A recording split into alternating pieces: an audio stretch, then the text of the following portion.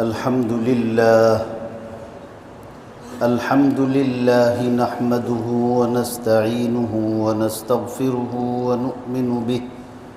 ونؤمن به ونتوكل عليه ونعوذ بالله من شرور أنفسنا ومن سيئات أعمالنا من يهده الله فلا مضل له ومن يضلل فلا هادي له ونشهد أن لا إله إلا الله وحده لا شريك له ونشهد أن سيدنا وسندنا وحبيبنا وشفيعنا ونبينا ومولانا محمدا عبده ورسوله صلى الله تعالى عليه وعلى آله وأصحابه وبارك وسلم تسليما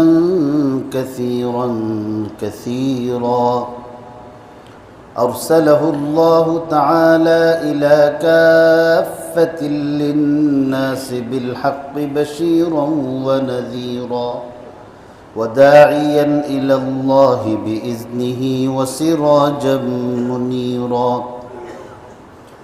أما بعد فأعوذ بالله من الشيطان الرجيم بسم الله الرحمن الرحيم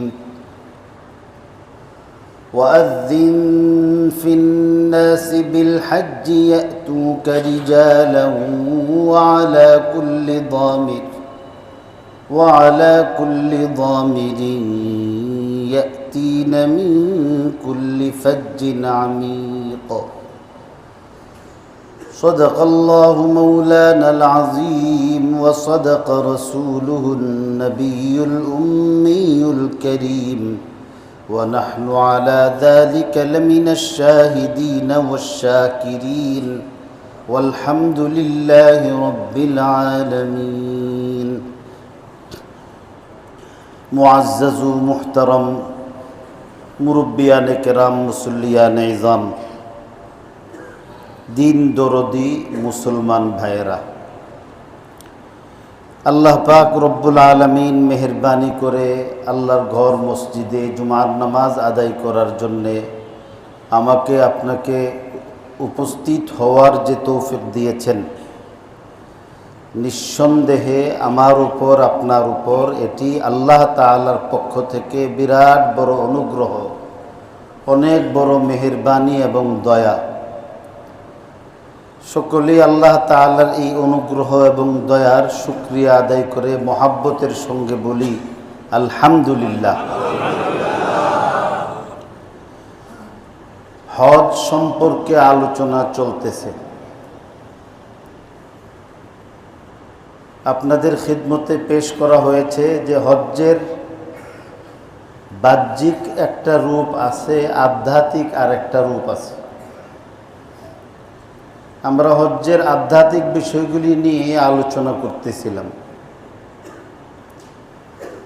জাহিরিভাবে হজ বাড়িঘর থেকে রওনা দিয়ে এহরামের কাপড় পরে মক্কা শরীফ, মিনা, আরাফা, মুজদালিফা, আবার মিনার মধ্যে এসে কুরবানিওয়ালা হজ হইলে কুরবানি করলে, কুরবানিওয়ালা হজ না থাকলে কুরবানি ছাড়াই ফরজ তওয়াফ শেষে 11 তারিখ, 12 তারিখ এবং প্রয়োজনে 13 তারিখ পর্যন্ত কাঙ্কর মারলে হজ্জের সমস্ত কার্যক্রম সম্পন্ন হয়। এই কাজ করার দ্বারাতে একজন ব্যক্তি হাজি হয়। আর আধ্যাত্মিকভাবে হজ হলো সমস্ত ইবাদতের একটি সমন্বিত রূপ। হজ্জের মধ্যে যেমন সারা পৃথিবীর সব শ্রেণীর, সব বর্ণের, সব মেজাজের ইমানদারদেরকে একটা মাঠের মধ্যে হজ জমায়েত করে, জড়ো করে ফেলে। এমনিভাবে শুধু মানুষকেই হজ একত্রিত করে না, হজ নামক এই ইবাদতের মধ্যে আল্লাহ তাআলাকে পাওয়ার জন্য শরীয়তে যত ধরনের ইবাদত বরাদ্দ আছে এর সব কিছু আল্লাহ তাআলা এর মধ্যে বরাদ্দ আছে। ইবাদত করার জন্য শারীরিক শক্তির প্রয়োজন। তো শারীরিকভাবে আল্লাহর দেওয়া এই শরীরটাকে আল্লাহর রেজামন্দি লাভ করার জন্যে নামাজ পড়তে এসে আমরা হাত নাড়াচাড়া করি, হাত উঠাই, পা নাড়াচাড়া করি, ভাঙ্গি, হাত বাঁধি, ঠোঁট নাড়াচাড়া করি, জিহ্বা নড়াই, দৃষ্টি অবনত রাখি, কান খোলা রাখি, উৎকর্ণ থাকি। কখন ইমাম সাহেব কি কেরাত পড়তেছেন, রুকুত কিভাবে যাইতেছেন, এই সব মন মগজ থেকে শুরু করে শরীরের সব কিছু আল্লাহর আনুগত্যে আমরা ইবাদতে ব্যবহার করি। তো হজ্জের মধ্যেও একজন মানুষের শরীরের প্রত্যেকটা অঙ্গ প্রত্যঙ্গ আল্লাহ তাআলার রেজামন্দির জন্যে ব্যবহার করতে হয়, ইস্তেমাল করতে হয়। এমনিভাবে ইবাদতের মধ্যে একটা বড় ইবাদত হলো মালের ইবাদত। যাকাত দিয়ে, সদকা দিয়ে, উশর দিয়ে, খেরাজ দিয়ে, মান্নতের মাধ্যমে, কাফারার মাধ্যমে ছেলে মেয়েদেরকে লালন পালন করার জন্যে, সুশিক্ষায় দেওয়ার জন্যে, মা বাপের খেদমত করার জন্যে, মসজিদ মাদ্রাসা নির্মাণ করার জন্যে, দুঃখী দরিদ্রদেরকে আপনার লালন পালন এবং তাদের পুনর্বাসন করার জন্যে, এইভাবে বিভিন্ন খাতে মানুষ মালের ইবাদত করে।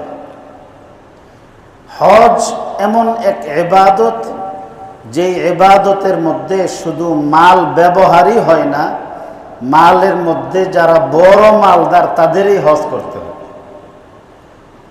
হাজার হাজার লক্ষ লক্ষ টাকা এই হজ আদায়ের মধ্যে মানুষ ব্যয় করতে বাধ্য হন, ব্যয় করেন।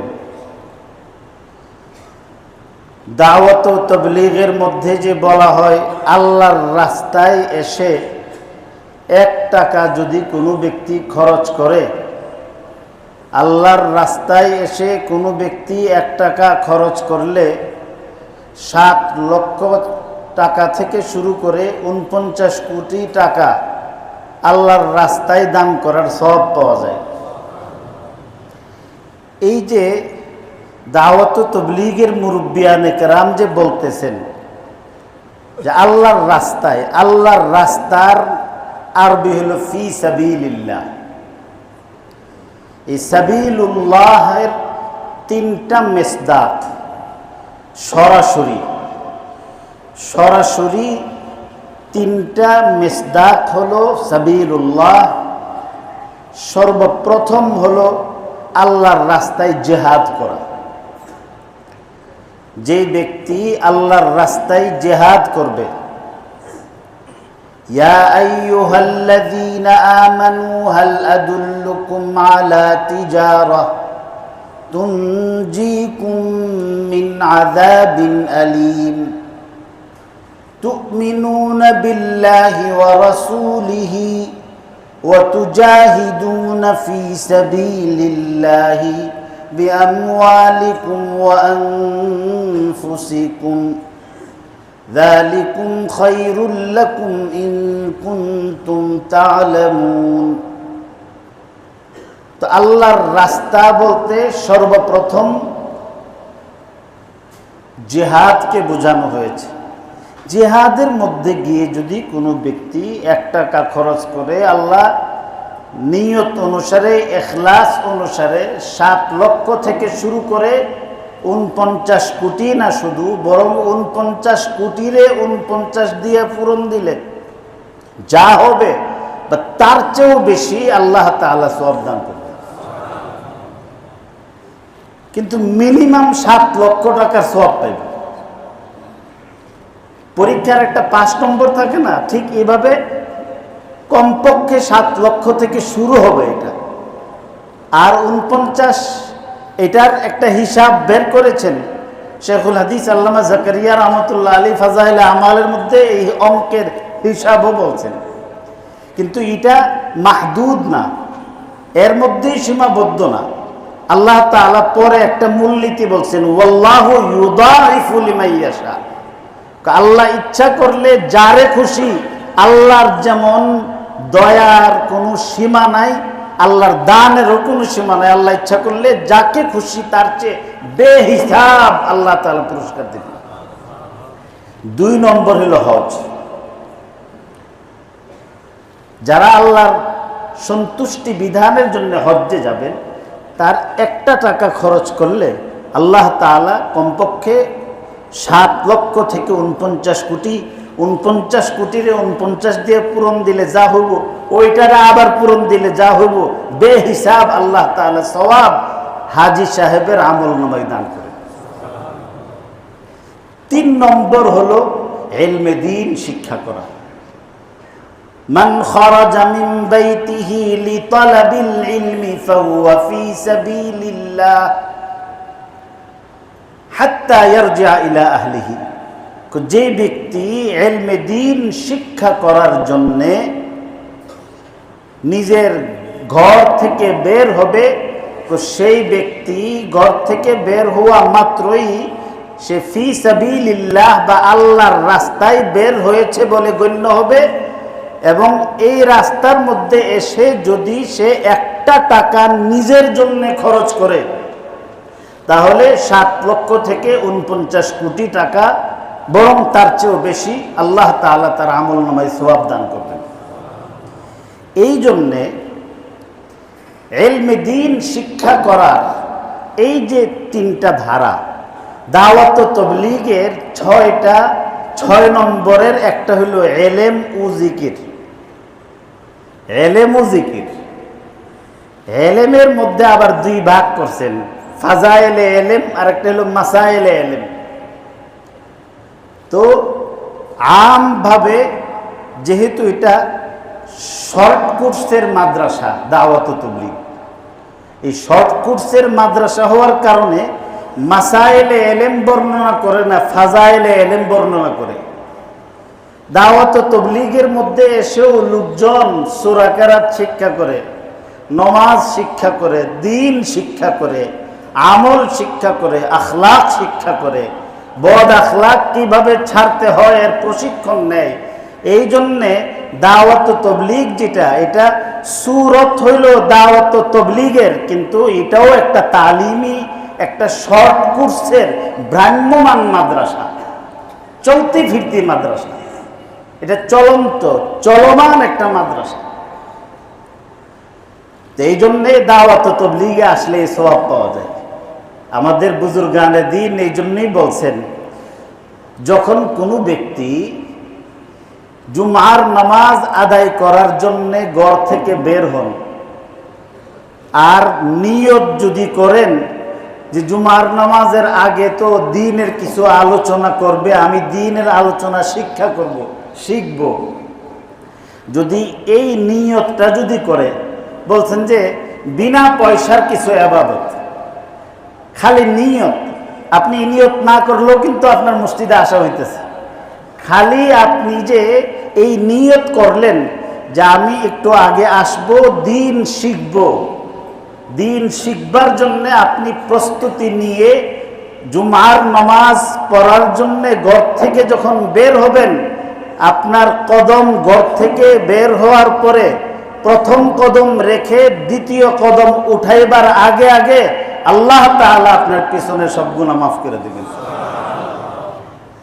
নামাজ পড়ার জন্য আসছেন, রিকশাতে উঠছেন, 1টা টাকা খরচ করছেন, 5টা টাকা খরচ করছেন, 10 টাকা খরচ করছেন, এই টাকার প্রত্যেকটার বিনিময়ে আল্লাহ তাআলা 49 কোটি টাকা আল্লাহর রাস্তায় দান করার সওয়াব পাইবেন।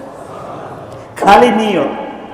এর সঙ্গে আরেকটা আমাদের বুজুর্গানে দিন শিক্ষা দিয়েছেন যে মসজিদের মধ্যে যতক্ষণ আমরা থাকব, নামাজ শেষ না করে তো যাওয়ার কোনো পথ নাই, তো যতক্ষণ মসজিদে অবস্থান করব ততক্ষণ এর সঙ্গে আমরা যদি মসজিদে প্রবেশ করার সময়ে যদি আমরা নিয়ত করি যে আমি যতক্ষণ এই মসজিদে অবস্থান করব ততক্ষণের জন্য আমি ইতিকাফের নিয়ত করলাম, তো তাহলে আমার অন্যান্য ইবাদতের সঙ্গে সঙ্গে ইতিকাফের সওয়াবও আমার আপনার আমলনামার মধ্যে লিপিবদ্ধ হবে। হাদিস শরীফের মধ্যে আছে, আপনারা শুনেছেন, একদিন যদি কোনো ব্যক্তি আল্লাহকে রাজি খুশি করবার নিয়তে ইতিকাফ করে তাহলে ১৫০০ বছরের দূরত্বে আল্লাহ জাহান্নামকে সরাইয়া দেন। জমিন থেকে নিয়ে আসমান পর্যন্ত এই শূন্য স্থানের দূরত্ব ৫০০ বছরের, এমন ৩-৫০০ মানে ১৫০০ বছরের দূরত্বে আল্লাহ তাআলা জাহান্নামকে সরাইয়া ফেলেন। এর মানে হলো যেই ব্যক্তি আল্লাহ তাআলাকে রাজি খুশি করবার জন্য ইতিকাফ করবে একদিন, সেই ব্যক্তির একদিনের ইতিকাফের বিনিময়ে জাহান্নামে যাওয়া এটা সম্ভব না। তো হজ্জের মধ্যে যখন হাজি যায় তো তালবিয়া পড়ার দ্বারাতে ইব্রাহিম আলাইহিস সালামের সঙ্গে, তালবিয়া পড়ার দ্বারাতে সমস্ত আম্বিয়া আলাইহিমুসসালাতু ওয়াসসালামের সঙ্গে, তালবিয়া পড়ার দ্বারাতে সমস্ত সাহাবা একরামের সঙ্গে, তালবিয়া পড়ার দ্বারাতে সমস্ত আউলিয়া একরামের সঙ্গে, তালবিয়া পড়ার দ্বারাতে সমস্ত বুজুর্গান দিন, সমস্ত মুহাদ্দিসিন, সমস্ত ফুকাহা একরাম, সমস্ত হাজি সাহেবদের সঙ্গে, সমস্ত উমরাকারীদের সঙ্গে তালবিয়া পাঠকারী ব্যক্তির একটা মিতালি হয়। সবাই যেন এক সঙ্গে একটা মিছিলের মধ্যে লাব্বাইক আল্লাহুম্মা লাব্বাইক বলতেছে, আর ওই মিছিলের শুরুতে হযরত আদম আলাইহিস সালাম লাব্বাইক বলতেছেন, ওই মিছিলের মধ্যে হযরত ইব্রাহিম আলাইহিস সালাম বলতেছেন, ওই মিছিলের মধ্যে রাসূলুল্লাহ সাল্লাল্লাহু আলাইহি ওয়াসাল্লাম লাব্বাইক বলতেছেন, আর আপনিও সেই মিছিলের মধ্যে গিয়ে বলতেছেন যে আল্লাহ আমি গুনাহগার হলে ওই মিছিলের মধ্যে শরীক হইয়া তাদের সুরের সঙ্গে আল্লাহ আমি সুর মিলাইয়া দিছি, লাব্বাইক আল্লাহুম্মা লাব্বাইক লাব্বাইক লা শারীকা লাক লাব্বাইক ইন্নাল হামদা ওয়ান নি'মাতা লাক ওয়াল মুলক লা শারীকা লাক।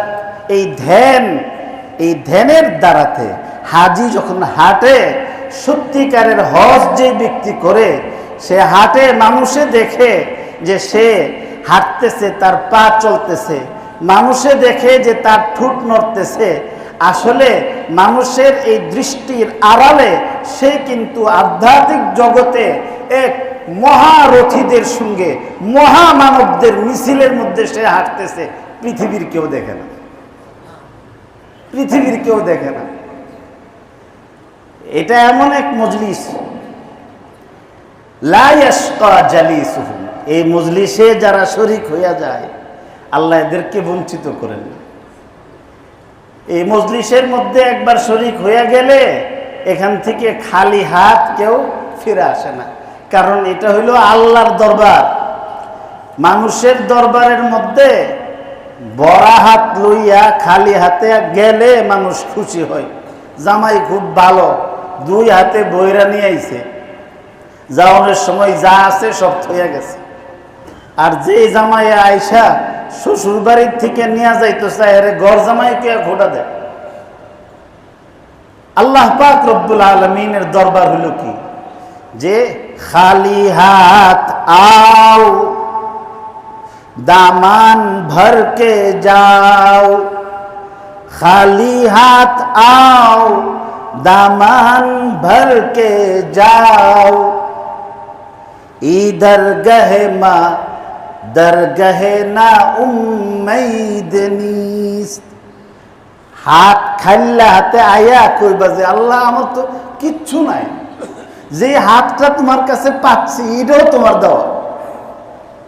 আমি এত অসহায় যে আমি যে তোমার কাছে কিছু চাইবো, যেই ঠোঁটটা ব্যবহার করে নড়তেছে এই ঠোঁটটারও মালিক তুমি। আল্লাহ যেই জিহ্বাটা দিয়ে বলবো যে আল্লাহ তুমি আমার মাফ করে দাও, আল্লাহ ওই জিহ্বাটার মালিকও তুমি, আল্লাহ ওই জিহ্বাটাকে কথা বলার শক্তিও তুমিই দিয়েছ। তো এইভাবে আল্লাহর কাছে খালি হাতে আসলে আর নিজের অসহায়ত্ব, নিজের একাকিত্ব এবং নিঃসঙ্গতা এবং নিজের নিঃস্বতা যেখানে যে যত বেশি প্রকাশ করবে, আল্লাহ পাক রব্বুল আলামিন দুনিয়া আখিরাতে তার দামানটা তত বেশি পূর্ণ করে দিবেন। হাজি যখন সেখানে যায় তো হাজি দেখে তাওয়াফ করার সময় যে এই তো এখানে মাকাম ইব্রাহিম, এর খানিক দূরে একটু নিচের মধ্যে জমজম কুয়া, পানি উঠতেছে, এখানের মধ্যে একটা শিশু ছটফট করতেছে। ইনি হজরতে ইসমাইল আলাইহিস সালাম। হজরত ইসমাইলের সঙ্গে তার মোলাকাত হয়, কেউ নাই কাছে। হজ্জের মধ্যে যখন মানুষ যায়, হজরতে ইসমাইল আলাইহিস সালাতু ওয়াস সালাম, হজরতে হাজেরার ইতিহাস তার চোখের সামনে ফুটে উঠবে। এই ইতিহাস তাকে শিক্ষা দিবে যে তুমি যদি আল্লাহর উপর ভরসা করতে পারো, তোমার যদি কিচ্ছু নাও থাকে, তাহলে আল্লাহ শুধু তোমাকে লালন পালন করবেন না, তোমার উসিলায় আল্লাহ তাআলা কিয়ামত পর্যন্ত আগত সকল মানব মানবীর খাবারের ইন্তজাম করবেন। আমরা বলি কি যে কাজ করস না, খাইবি কি কইরা। হজরতে ইব্রাহিম আলাইহিস সালাতু ওয়াস সালাম যখন হজরতে হাজেরাকে হজরতে ইসমাইল সহ রেখে আসছিলেন, কয়েক মুঠ খেজুর দিয়েছিল, মাত্র কয়েক মুঠ খেজুর আর একটা মশকের খানিকটা পানি দিয়ে আসলেন, কিছুই নাই। কেন? আল্লাহ বলেছেন যে তোমার পুত্র আর তোমার স্ত্রীকে আমার ঘর আবাদ করার জন্যে, বাইতুল্লাহ শরীফ মসজিদ আবাদ করার জন্যে সেখানের মধ্যে রেখে আস। হজরতে ইব্রাহিম আলাইহিস সালাম প্রশ্ন করেন নাই যে আল্লাহ এখানে তো কোনো মানুষ নাই, জনমানবহীন শূন্য বিয়াবান মরু প্রান্তর, এখানের মধ্যে কোনো মানুষ নেই, কোনো খাবার নেই, এখানে পানিও নেই, এটা মরুভূমি। সাহায্য সহযোগিতার জন্য চিৎকার করলে সহযোগিতা করার মতো দৌড়ে আসার লোকও নাই। আল্লাহ আমার কলিজার টুকরা ইসমাইল রে, আল্লাহ আমার সবচেয়ে আদরের, আমার অর্ধাঙ্গিনী, আমার জীবন সঙ্গিনী হাজেরাকে আমি এখানে কিভাবে রেখে আসবো? কিছুই বলেননি। কেন?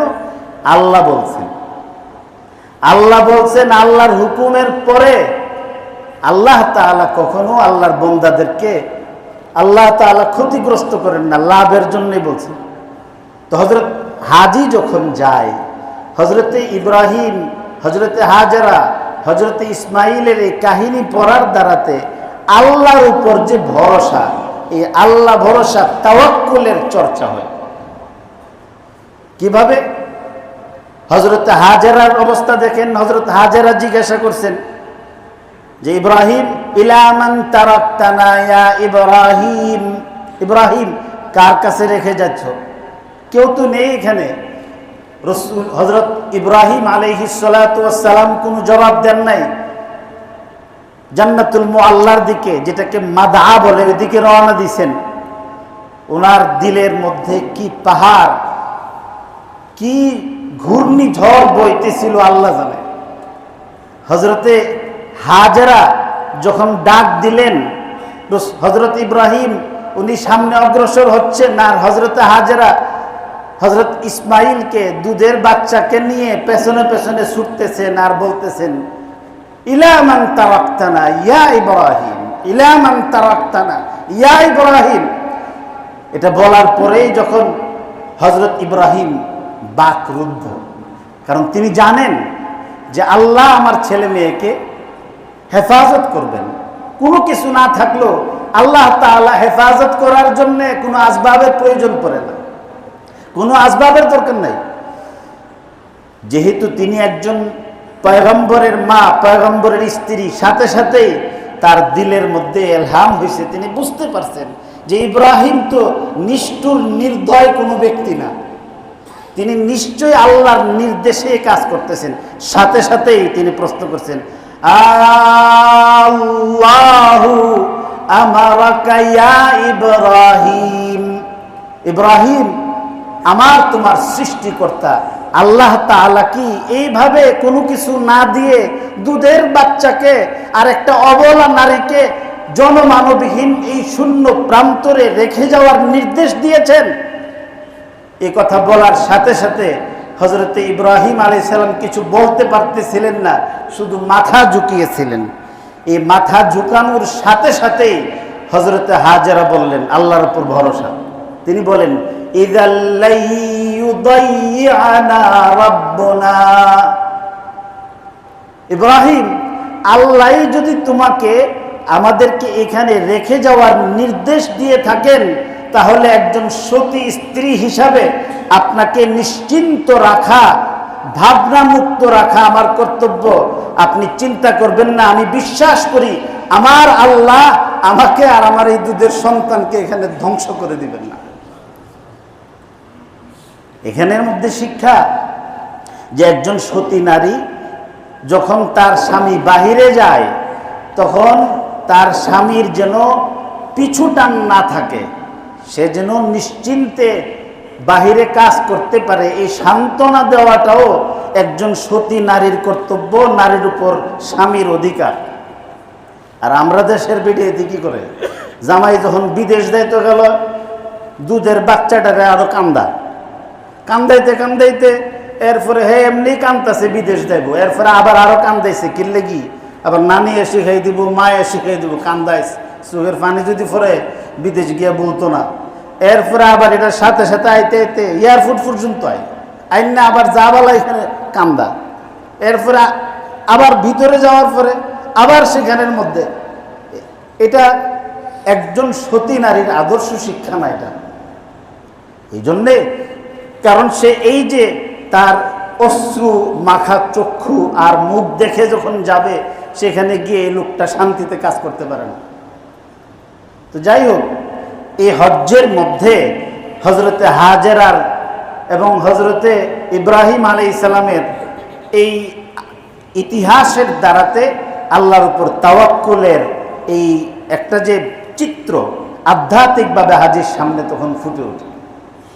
হাজি যখন মিনা যায়, তো সেখানের মধ্যে সব মানুষ জানে দেশে হাজি মিনা যাইতেছে, কিন্তু মিনা যাওয়ার সময় আধ্যাত্মিকভাবে তখন হাজির চোখের সামনে ফুটে ওঠে হযরত ইসমাঈল আলাইহিস সালাতু ওয়াস সালাম তার আব্বার সঙ্গে যাইতেছেন।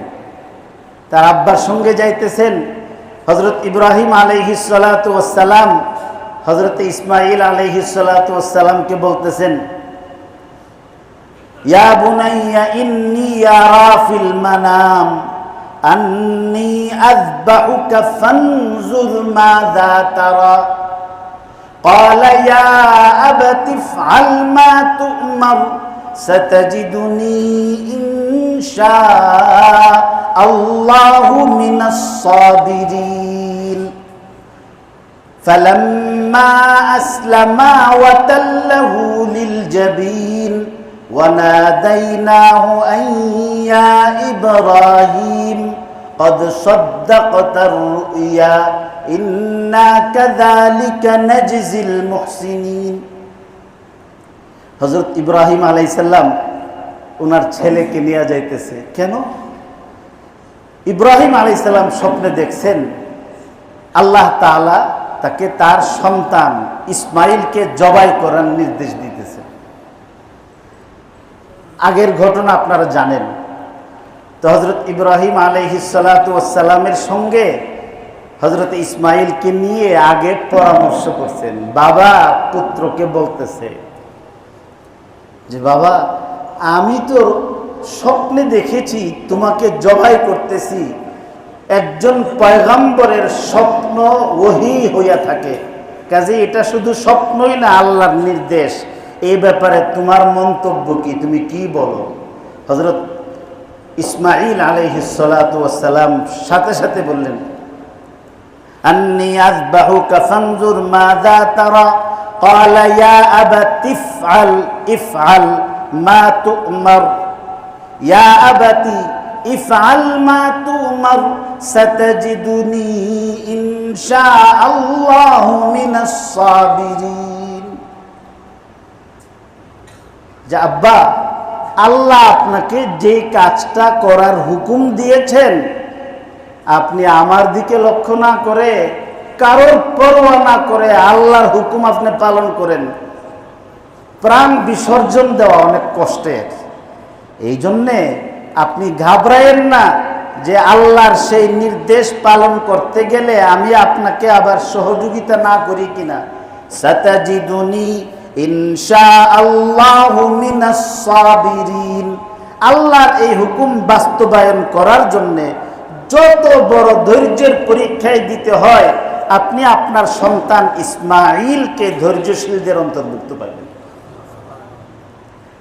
এরপরে এখানে বলছেন যে আব্বা, আপনি তো আমাকে অনেক ভালোবাসেন, আমাকে যখন জবাই করবেন আমি যদি ছটফট করি তো তাহলে আপনার কষ্ট হইব। তো এই জন্য আপনি আমাকে ভালো করে বেঁধে ফেলেন, তাহলে আমাকে জবাই করা, পরোক্ষভাবে আল্লাহর হুকুম পালন করা আপনার জন্য সহজ হবে। 2 নম্বর, আপনি আমাকে এইভাবে মুখোমুখি না করে আমাকে উপর করে ফেলেন। কারণ চেহারা চোখে চোখ, আই কন্ট্রাক্ট যদি হয়, চোখে চোখে চোখ মিলে গেলে আপনি আবার মায়া যদি আপনার দিলের মধ্যে উদ্গত হয়, আপনি যদি আমাকে জবাই করতে না পারেন। 3 নম্বর, আপনি ছুরিটাকে ভালো করে আপনি ধার করে ফেলেন, আর আমার শরীরের কাপড়টা আপনি এখান থেকে সরায় ফেলেন। কারণ আমাকে জবাই করার পরে আমার রক্তের ফোঁটা যদি আমার কাপড়ের মধ্যে লাগে, এই রক্ত মাখা কাপড় দেখলে আমার মা সহ্য করবেন, আমার মার অনেক কষ্ট হবে। আমি তো কখনো আমার মাকে কষ্ট দেইনি, কাজেই আমার জীবন আল্লাহর রাস্তায় কুরবান করেও মাকে আমি কষ্ট দিতে চাই না। এখানে হাজি যখন হজ করতে যায় তো সেখানে গিয়ে মার কদর বুঝে। হাজি যখন হজ করতে যায় তখন কাজ করতে গেলে যে নিজের ছেলের সাথেও মশওয়ারা করণ লাগে। ইব্রাহিম আলাইহিস সালামের এই মিনা যাইতেছে, যাওয়ার সাথে সাথে সে কিন্তু তালবিয়া পড়ে না, লাব্বাইক লাব্বাইক শুধু পড়ে না, সে কিন্তু কানে কানে মরে মরে হযরত ইব্রাহিমের সঙ্গে সে কথা বলতে থাকে। তার চোখের সামনে একটার পর একটা চিত্র ফুটতে থাকে। তার চোখের সামনে মার হক, বাবার হক, তার চোখের সামনে বন্দা হিসাবে আমার উপর আল্লাহর কি হক, আল্লাহর উপর আমার কি হক, আল্লাহর হুকুম কিভাবে মানতে হয়, আধ্যাত্মিকভাবে তালবিয়া খালি পড়ে না, তালবিয়ার ভিতর দিয়ে আধ্যাত্মিকভাবে সে কিন্তু আল্লাহ তাআলার ইবাদতের এই প্রশিক্ষণগুলি নিতে থাকে। এই জন্যে হাজির শরীরে মশা কামড় দিলে সে কইতে পারে না, হাজির শরীরে চুলের মধ্যে যদি উকুন থাকে মারার ফিকির সে করতে পারে না, হাজির শরীরে ময়লা লাগলে ময়লা দূর করার সময় পায় না, হাজির শরীরের মধ্যে গরম লাগলে গোসল করার সে সময় পায় না। সে শুধু লাব্বাইক আল্লাহুম্মা লাব্বাইক লাব্বাইক লা শারীকা লাকা লাব্বাইক, এটা একটা জীবন মৃত ব্যক্তি, মুখ দিয়ে বলতেছে একটা কিন্তু কাজ হইতেছে আরেকটা, বলে একটা কিন্তু সে আধ্যাত্মিকভাবে আরেকটা জগতের মধ্যে সে খেলতেছে, খেলা চলতেছে, আসল খেলাটা আধ্যাত্মিকভাবে।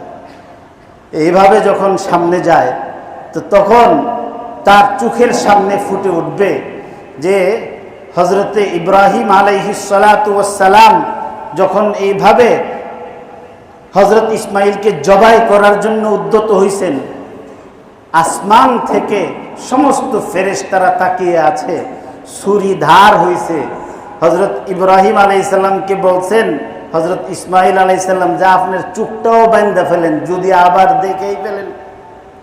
চোখটাও বাঁধছেন, জবাই করার জন্যে এভাবে পুষ দিতেছেন। কি হবে না হবে ফেরেশতারা আল্লাহ না জানাইলে কিছুই জানেন না, এই জন্যে ওনারা তাকায় রয়েছে যে কি হইব, কি হবে, আসলে কি ইব্রাহিম জবাই করে ফেলবে, ইসমাইল কি এখানের মধ্যে জবে হয়ে যাবেন। এই অবস্থার মধ্যে আল্লাহ তাআলা হযরতে জিবরিল আলাইহিস সালাতু ওয়াস সালামকে জান্নাতি দুম্বা দিয়ে পাঠাই দিয়েছেন। তো হাজি হজ করতে গিয়ে মিনার মধ্যে যখন হাঁটে, তো তখন শুধু হাঁটে না, সেখানে জান্নাতি দুম্বাওয়ালা হযরত জিবরিলের সঙ্গে তার মোলাকাত হয়। হযরত জিবরিল এসে দেখেন যে হযরত ইব্রাহিম আলাইহিস সালাম ছুরিটা এত ধার, কাটতেছে না কেন? একটা পাথরের মধ্যে আঘাত দিছে, পাথর দ্বিখণ্ডিত হলো, কিন্তু ইসমাইলের গলা তো কাটতেছে না। কারণ কি? আল্লাহ তাআলা ছুরিকে হুকুম দিয়েছেন তুমি কেটো না। আল্লাহ তাআলা তার গলাকে বলছেন তুমি ছুরির আঘাতে দ্বিখণ্ডিত হইও না। কিন্তু এই কথা তো হযরত জিবরিল জানেন না। এই জন্যে হযরত ইব্রাহিম জবাই করে ফেলেন কিনা, এই জন্যে দূর থেকেই হযরত জিবরিল চিৎকার দিয়ে বলছেন আল্লাহু আকবার, আল্লাহু আকবার, আল্লাহু আকবার, আল্লাহু আকবার, যে আল্লাহ সবচেয়ে বড়, আল্লাহ সবচেয়ে বড়, এই হুকুম আল্লাহই দিয়েছেন, আল্লাহই আমারে পাঠাইছে, একটু তাকান। হযরত ইব্রাহিম আলাইহিস সালাম হযরত জিবরিলের আওয়াজ সম্পর্কে তিনি ওয়াকিফাল ছিলেন, তিনি জানেন যে এই আওয়াজ জিবরিলের, কিন্তু আল্লাহ তাআলা বলছেন জবাই করার জন্য, আর জিবরিলের আল্লাহু আকবার বলার দ্বারা তো মনে হয় কি যেন জবাই না করি। তো হযরত ইব্রাহিম আলাইহিস সালাম বললেন লা ইলাহা ইল্লাল্লাহ, লা ইলাহা ইল্লাল্লাহ, আল্লাহু আকবার, সবচেয়ে বড় আল্লাহ, আল্লাহ ছাড়া কোনো মাবুদ নাই। আল্লাহ হুকুম দিয়েছেন জবাই করার জন্য, কারোর হুকুমে কারোর তোয়াক্কা করে আমি আল্লাহর এই হুকুম লঙ্ঘন করতে পারি না, আমি জবাই করবই। ইতিমধ্যে হযরতে জিবরিল আলাইহিস সালাতু ওয়াস সালাম এসে হযরতে ইসমাঈলকে হযরত ইব্রাহিমের ছুরির নিচ থেকে উঠাইয়া নিয়া জান্নাতি দুম্বা যখন নিচে দিয়া দিছে, ইব্রাহিম আলাইহিস সালাতু ওয়াস সালাম আল্লাহর হুকুম পালন করার জন্য আল্লাহু আকবার বলে যখন জবাই করে ফেলছেন, চোখ খুলে দেখেন যে এখানের মধ্যে ইসমাইল জবাই হয় নাই, জান্নাতি দুম্বা জবাই হয়েছে।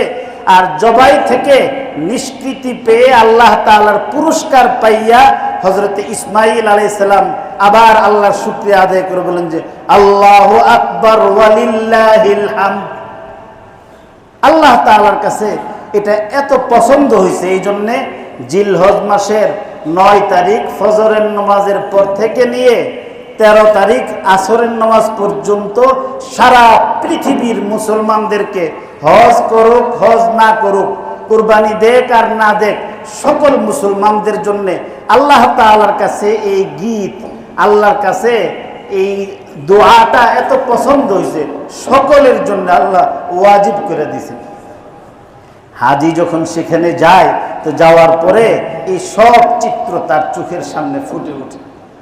আল্লাহ তাআলার কত ভাগ্যবান ব্যক্তি যারা সেখানে যায়, সারা যেখানে হাজির হয়। হাদিস শরীফের মধ্যে আছে, কোনো হাজি যখন হজ করতে যায় নিজের এলাকা থেকে, আল্লাহ তাআলা সেই এলাকার প্রতিনিধি হিসাবে তাকে কবুল করেন। আর যদি সহি তরিকায় হজ করতে পারে, তাহলে আল্লাহ তাআলা তাকে আল্লাহর প্রতিনিধি বানাইয়া গুনাহ থেকে পাকসাফ কইরা সদ্য ভূমিষ্ঠ নিষ্পাপ বাচ্চার মতো গুনাহ মুক্ত করে আল্লাহর প্রতিনিধি বানাইয়া রহমত বরকত সহ তার নিজ এলাকার মধ্যে প্রেরণ করেন। আমাদের মসজিদ থেকে যারা হজ্জে গিয়েছেন, আরও যারা যাবেন, আল্লাহ তাআলা এমন সৌভাগ্যবান হাজি হিসাবে সবাইকে কবুল করুক। যারা এই বছর যাইতে পারেন নাই, আফসোস করতেছেন। অনেকে গেছেন, হজ্জের আলোচনা শুনলে চোখ দিয়া পানি আসে। আমরা এখানে আলোচনা করি আর ওনারা কিন্তু তখন হজ্জের ময়দানে ময়দানে ঘুরে। আল্লাহ সরাসরি সেখানের মধ্যে বারবার যাওয়ার তৌফিক দান করুন। ওয়া আখিরু দাওয়ানা আলহামদুলিল্লাহি রাব্বিল আলামিন।